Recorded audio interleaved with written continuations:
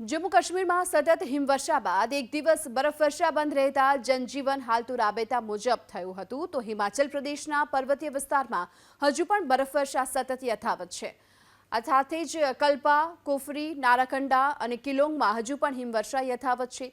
राजस्थानना કેટલાક વિસ્તારોમાં હળવો વરસાદ વરસ્યો તો રાજસ્થાનના મોટાભાગના વિસ્તારોમાં તો ગાઢ ધુમ્મસ છવાઈ છે।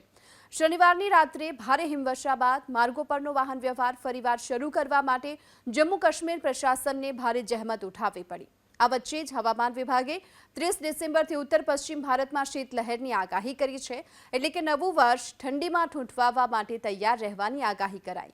આ સાથોસાથ આગામી 2-3 દિવસ સુધી ઉત્તર પશ્ચિમ ભારતમાં ગાઢ ધુમ્મસ જોવા મળશે। હવામાન વિભાગ મુજબ ઉત્તર પ્રદેશમાં આગામી 5 દિવસ લઘુત્તમ તાપમાનમાં 6 ડિગ્રીનો ઘટાડો થશે, જ્યારે કે હરિયાણા, પંજાબ, ચંદીગઢ, રાજસ્થાન સહિતના રાજ્યમાં શીતલહેરની આગાહી પણ વ્યક્ત કરાઈ છે।